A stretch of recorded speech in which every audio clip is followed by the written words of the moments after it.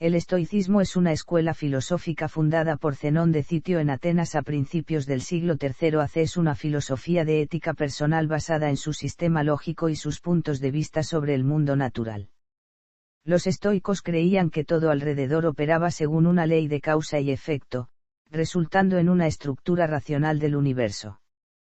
Pensaban que, no podemos controlar lo que pasa a nuestro alrededor, pero sí podemos controlar lo que pensamos sobre estos eventos, en vez de imaginar una sociedad ideal falsamente positiva.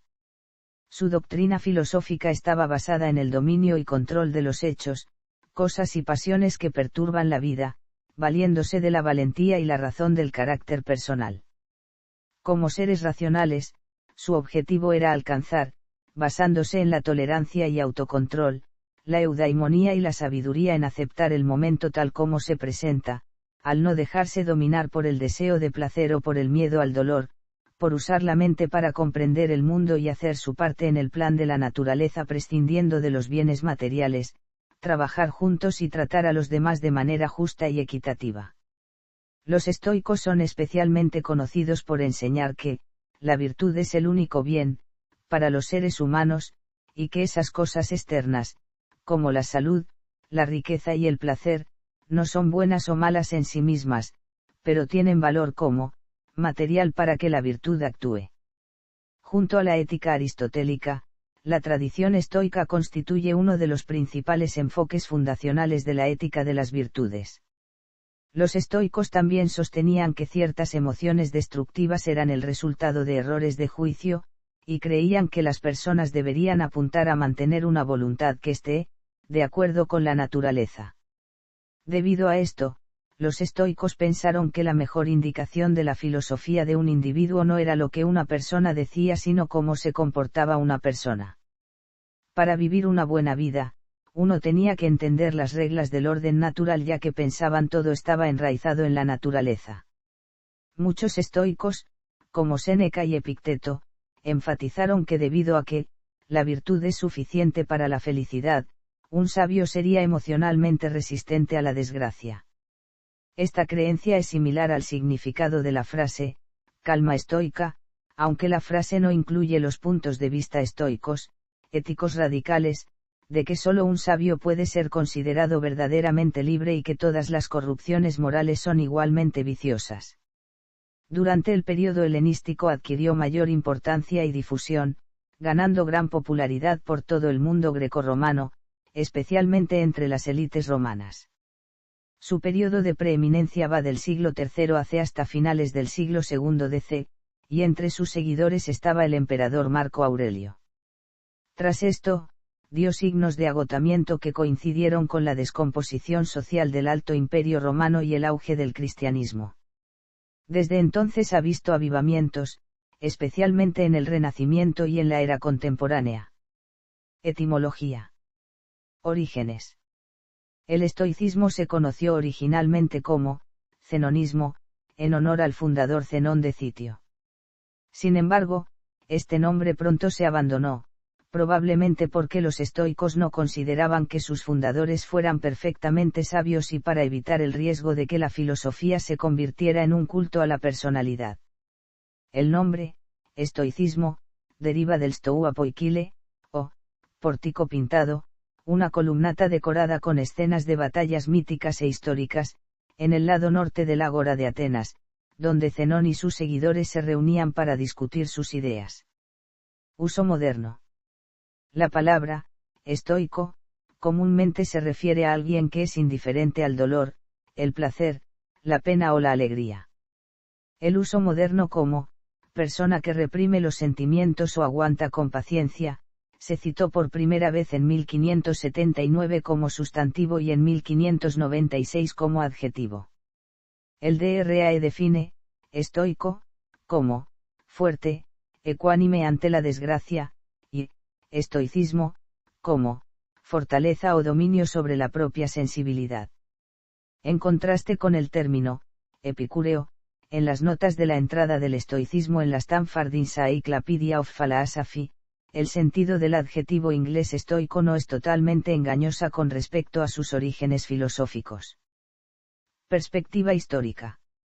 El estoicismo fue fundado por Zenón de Citio, a veces llamado Zenón el Estoico para distinguirlo de Zenón de Elea, de origen chipriota y posiblemente de ascendencia mixta, griega y oriental.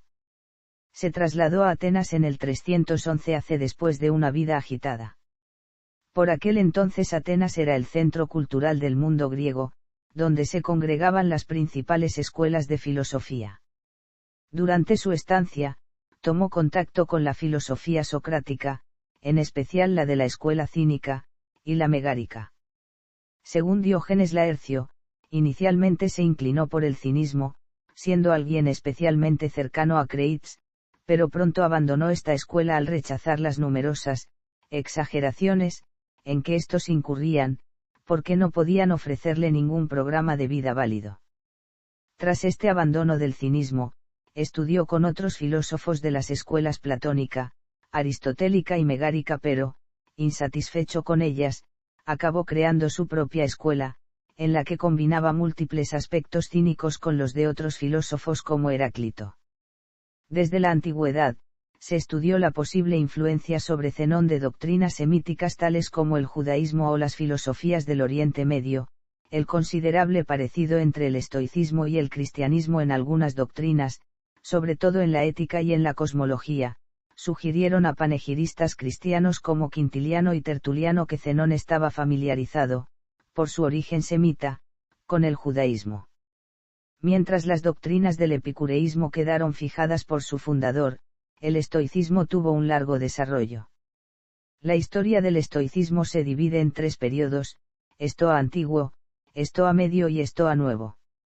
Estoicismo antiguo. El término estoicismo proviene del lugar en el que Zenón comenzó, en el año 301 AC, a dar sus lecciones en la Stoa Poikile, que era el pórtico pintado del Ágora de Atenas. Pronto atrajo a numerosos seguidores, quienes, tras la muerte de Zenón, continuarían y expandirían su filosofía. El estoicismo fue la última gran escuela de filosofía del mundo griego en ser fundada, y continuó existiendo hasta que en el año 529 DC el emperador Justiniano clausuró la escuela de Atenas. La escuela cínica tuvo una clara influencia en la Estoa. Esto es evidente desde los inicios de esta, pues las fuentes declaran que su fundador, Zenón de Citio, estudió directamente con un cínico, Creits. Estoicos tardíos, como Epicteto, identificaban al cínico Diógenes de Sinope como dechado de hombre sabio. El corpus doctrinal del estoicismo se basaba en las escrituras de Zenón, hoy en día perdidas, no obstante, se sabe que escribió numerosas obras entre cuyos títulos destacaban, de la vida conforme a la naturaleza, de los universales, argumentos dialécticos y de las pasiones. Cuando Zenón muere en 261 AC se hacen cargo de la escuela Cleantes y Crisipo. A decir de Laercio, a este último se le debe que el estoicismo perdurase, sin Crisipo no habría habido la Estoa. En efecto, Crisipo, que dirigirá la Estoa desde el 232 AC hasta su muerte, acaecida en 208 AC, fijó el canon del estoicismo, perfeccionó las investigaciones lógicas y sistematizó las enseñanzas de Zenón. Desgraciadamente, de su obra solo han sobrevivido algunos escasos fragmentos y unas pocas referencias hechas por otros autores, resultando complicado discernir qué partes del ideario se deben a Zenón, a Crisipo y a Cleantes. En general, apenas se han conservado algunos fragmentos de los textos estoicos más antiguos. Estoicismo medio. Con la muerte de Crisipo, se dio por concluida la primera fase del estoicismo, llamada estoicismo antiguo. Esta primera etapa se caracterizó sobre todo por el establecimiento formal de la doctrina. Tras Crisipo, dirigieron la escuela Diógenes de Babilonia y Antípater de Tarso, comenzando la época denominada estoicismo medio. Durante la misma se da la expansión del estoicismo por todo el mundo mediterráneo, aprovechando el impulso del mundo helenístico y las redes comerciales surgidas con el auge de Roma. Sus principales figuras fueron Panecio de Rodas y, sobre todo, Posidonio de Apamea. Quizá el hecho más destacado de este periodo fue la introducción del estoicismo entre las élites romanas. La sociedad aristocrática romana de los siglos II y AC valoraba en mucho los tiempos de nuestros padres, refiriéndose a los siglos anteriores en que la relevancia económica y militar de Roma todavía era escasa. Se idealizaba y exaltaba la sencillez y la sobriedad de la vida de aquellos tiempos y, como en todo el mundo griego, se miraba con desconfianza los lujos y las costumbres modernas, más sofisticadas, que se habían ido introduciendo conforme la República Romana ganaba preeminencia. La doctrina estoica, muy favorable a esos puntos de vista, fue introducida con éxito, y ganó adeptos tan conocidos como Catón el Viejo, Escipión el Africano y Catón el Joven. La notable fama de estos favoreció todavía más al estoicismo, que pronto fue la escuela filosófica más admirada por los romanos. De los escritos del período medio apenas se conservan, de nuevo, unos pocos textos fragmentados. Estoicismo nuevo. Usualmente, se considera que tras la muerte de Catón el Joven y la resolución de las guerras civiles que condujeron al establecimiento del Imperio Romano, surge la última etapa del estoicismo, el llamado estoicismo nuevo o estoicismo romano. Los filósofos de esta etapa han llegado a ser mucho más famosos y conocidos que los estoicos antiguos, y materializaron la implantación del estoicismo como la principal doctrina de las élites romanas. El estoicismo romano destaca por su vertiente eminentemente práctica, donde las consideraciones lógicas, metafísicas o físicas del estoicismo antiguo pasan a un segundo plano para desarrollar, sobre todo, la vertiente ética de la escuela. Los principales exponentes de esta etapa, y posiblemente los estoicos más famosos, fueron Lucio Anneo Séneca, uno de los escritores romanos más conocidos y quizá el estoico mejor conocido, Epicto, nacido esclavo, y el emperador Marco Aurelio. La obra de Séneca, Marco Aurelio y Epicto permite acercarse, de manera sencilla y didáctica, a los principales aspectos del estoicismo, si bien no introdujeron ningún elemento esencialmente original en la doctrina. Tras la muerte de Marco Aurelio, se considera que el estoicismo entra en decadencia. Las sucesivas crisis políticas, económicas y militares que asolan el Imperio Romano durante el siglo III, tienen como consecuencia una revalorización de la espiritualidad que el estoicismo no puede afrontar, surgiendo el neoplatonismo, que, a partir de 250 DC, desplazará al estoicismo como principal doctrina de las élites. El giro cultural de esta época provoca que el plan de vida estoico pase a ser negativamente considerado. En esta época, esencialmente, el estoicismo ganará su fama de embarado y rígido. Igualmente, el auge del cristianismo afecta negativamente a todas las escuelas filosóficas helenísticas, al ser rechazadas muchas de sus enseñanzas por contrarias a la doctrina cristiana.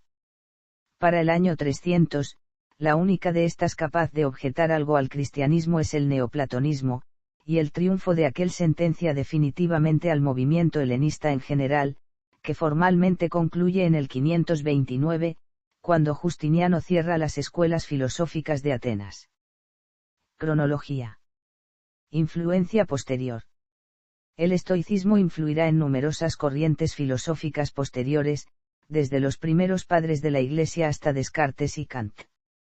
Como se ha dicho, los primeros padres de la Iglesia admiraron la ética del estoicismo, que consideraban especialmente cercana a la suya propia, su calma, su serenidad, así como su posición frente a las adversidades hicieron que algunos cristianos como Tertuliano trataran a estoicos como Séneca en los términos de saepe nouste, mientras que San Jerónimo lo incluyó en su catálogo de santos.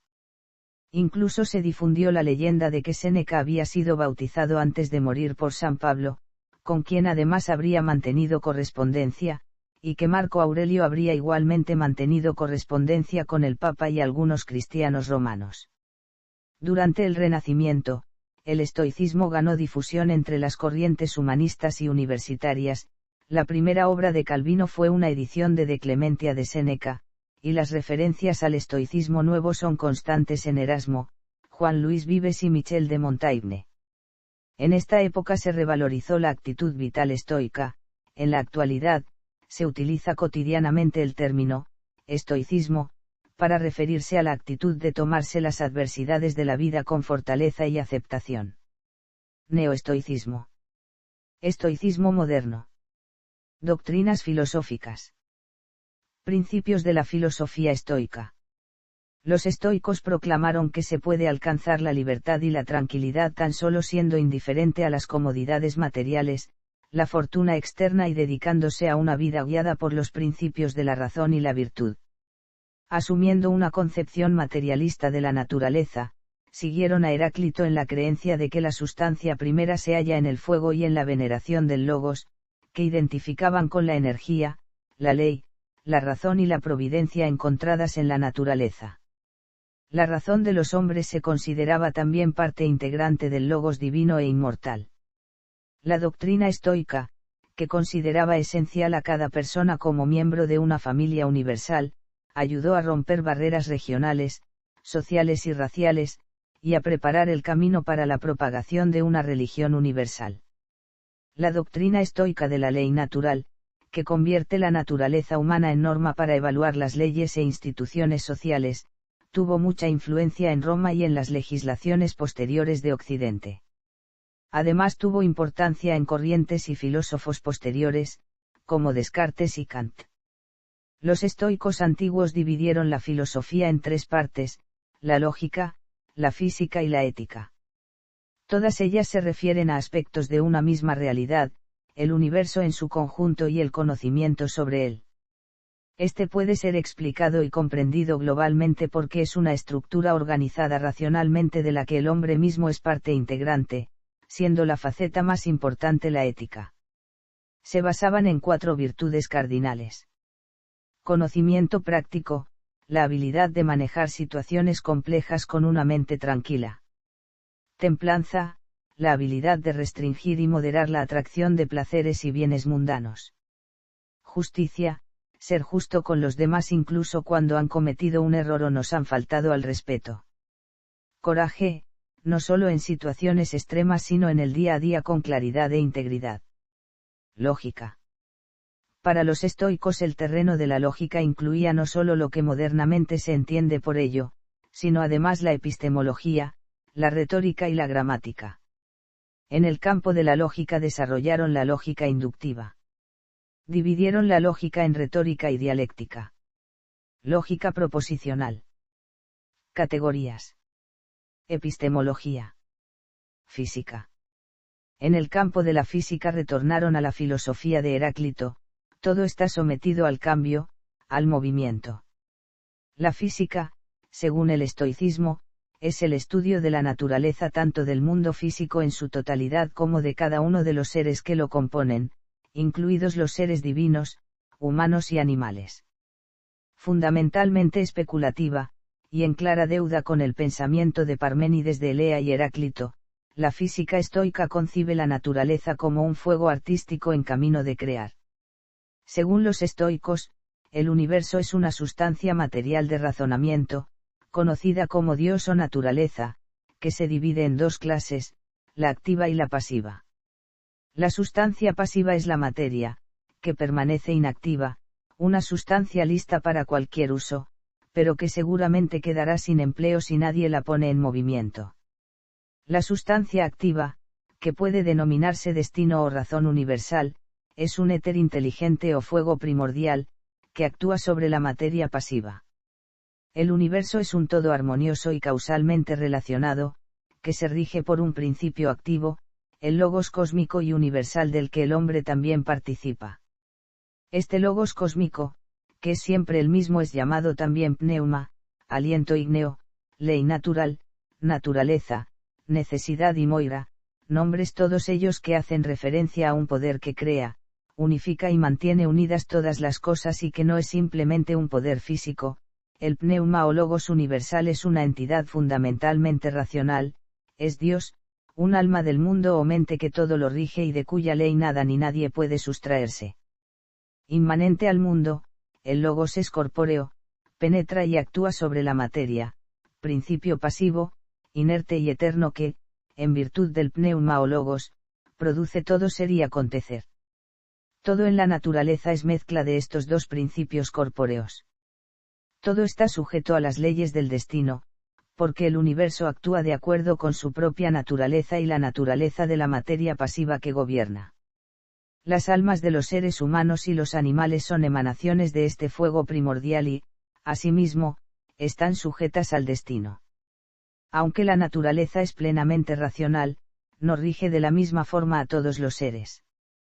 Los hombres nacen con un alma como si fuera una tabla rasa, pero cuando adquieren cierta madurez pueden, mediante el uso de una fantasía, aceptar o rechazar las impresiones que los iconos que desprenden las cosas fijan en el alma como conceptos.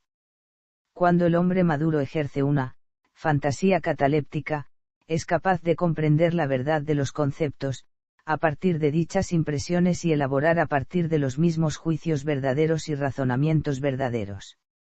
En los animales irracionales mediante un alma sensible que percibe pero no conoce. Mediante un alma vegetal en las plantas. Mediante el movimiento local de los átomos regidos por el fatuo destino, las almas individuales son perecederas por naturaleza, y pueden transmutarse y difundirse, asumiendo una naturaleza ardiente al ser recibidas en la razón seminal del universo. Dado que la razón correcta es el fundamento tanto de la humanidad como del universo, se sigue que el objetivo de la vida es vivir de acuerdo con la razón, es decir, vivir una vida de acuerdo con la naturaleza. La teología estoica es panteísta, fatalista y naturalista. Dios nunca es completamente trascendente, sino siempre inmanente e identificado con la naturaleza. Es el mismo mundo en su totalidad el que es divino, lo que justifica que la creencia en los dioses, pese a su heterogeneidad, sea universal. Las religiones abrahámicas personalizan a Dios como una entidad creadora del mundo, pero el estoicismo equipara a Dios con la totalidad del universo. La concepción de un cosmos dotado de un principio rector inteligente desemboca en una visión determinista del mundo donde nada azaroso puede acaecer, todo está gobernado por una ley racional que es inmanente y necesaria. El destino no es más que la estricta cadena de los acontecimientos ligados entre sí, los sucesos anteriores son causa de aquellos que les siguen, y en esta manera todas las cosas van ligadas unas a las otras, y así no sucede cosa alguna en el mundo que no sea enteramente consecuencia de aquella y ligada a la misma como a su causa. El azar no existe, es el simple desconocimiento causal de los acontecimientos. Si nuestra mente pudiera captar la total trabazón de las causas, podría entender el pasado, conocer el presente y predecir el futuro. Este mundo es el mejor de todos los posibles y nuestra existencia contribuye a este proyecto universal, por lo que, como veremos, no hay que temer al destino, sino aceptarlo. Según la cosmología estoica, que es muy similar a la concepción hindú de la existencia, no hay un inicio absoluto del tiempo, ya que se considera infinito y cíclico. Del mismo modo, el espacio y el universo no tienen ni principio ni fin, más bien son cíclicos. El universo actual es una fase del ciclo actual, precedida por un número infinito de universos, condenados a ser destruidos y recreados nuevamente, y a ser seguidos por otro número infinito de universos. El mundo se desenvuelve en grandes ciclos cósmicos, de duración determinada, al final de los cuales todo volverá a comenzar de nuevo, incluso nosotros mismos. El estoicismo considera toda la existencia como cíclica, el cosmos como eternamente autocreado y autodestructor. Los primeros filósofos que describieron explícitamente los argumentos nominalistas fueron los estoicos, especialmente Crisipo. Ética, la moral estoica. Al estar todos los acontecimientos del mundo rigurosamente determinados y formar parte el hombre del logos universal, la libertad no puede consistir más que en la aceptación de nuestro propio destino, el cual estriba fundamentalmente en vivir conforme a la naturaleza. Para ello, el hombre debe conocer qué hechos son verdaderos y en qué se apoya su verdad. El bien y la virtud consisten, por tanto, en vivir de acuerdo con la razón, evitando las pasiones, que no son sino desviaciones de nuestra propia naturaleza racional. La pasión es lo contrario que la razón, es algo que sucede y que no se puede controlar, por lo tanto debe evitarse. Los estoicos solían reducir las pasiones al placer, la tristeza, el dolor y el temor. Estas reacciones deben dominarse a través del autocontrol ejercitado por la razón. Por lo cual se nos plantea un ejercicio simple: ante la turbación por una situación que genera inconformidad en el ser, se debe analizar la situación y preguntarse ¿depende de mí? Si no, se debe aceptar y comprender que todo lo que ocurre es parte de un proyecto cósmico. Si la respuesta es sí, se puede razonar una solución que devuelva al ser la impasibilidad y la imperturbabilidad. De esto se concluye que las pasiones, como el dolor, son inevitables pero el sufrimiento es opcional. El ser sufre por la manera en la que juzga los eventos que le suceden. Por lo tanto, solo los ignorantes desconocen el logos universal y se dejan arrastrar por sus pasiones. Y el sabio ideal es aquel que vive conforme a la razón, está libre de pasiones y se considera ciudadano del mundo. El cosmopolitismo, que defiende la igualdad y solidaridad de los hombres. Las 4 virtudes cardinales de la filosofía estoica son una clasificación derivada de las enseñanzas de Platón. Sabiduría. Coraje. Justicia. Templanza. Después de Sócrates, los estoicos sostuvieron que la infelicidad y el mal son el resultado de la ignorancia humana de la razón en la naturaleza. Si alguien no es amable, es porque no es consciente de su propia razón universal, lo que lleva a la conclusión de la crueldad. La solución al mal y la infelicidad es, entonces, la práctica de la filosofía estoica, examinar los propios juicios y comportamiento y determinar dónde divergen de la razón universal de la naturaleza. Los estoicos aceptaban que el suicidio estaba permitido para la persona sabia en circunstancias que pudieran impedirle vivir una vida virtuosa. Plutarco sostenía que aceptar la vida bajo la tiranía habría comprometido la consistencia de Catón el joven como estoico y perjudicado su libertad para tomar decisiones morales honorables. El suicidio podría estar justificado si una persona es víctima de un dolor intenso o una enfermedad, pero, de lo contrario, el suicidio generalmente se consideraría un rechazo del deber social.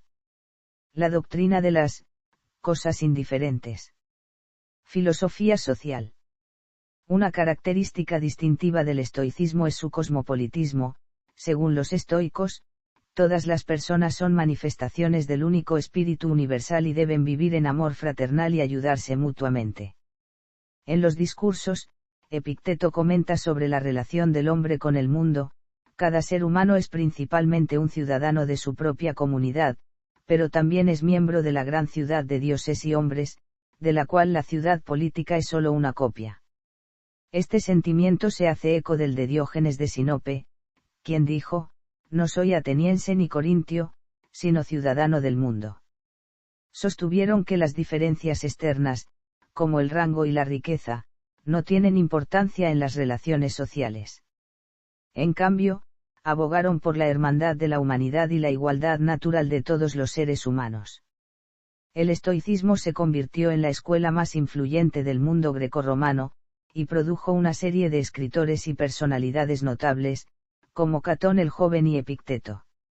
En particular, se destacaron por su urgencia de clemencia hacia los esclavos. Séneca exhortó: recuerda amablemente que el que llamas esclavo nació de la misma población, es sonreído por los mismos cielos y, en igualdad de condiciones con ti mismo, respira, vive y muere. Principales figuras.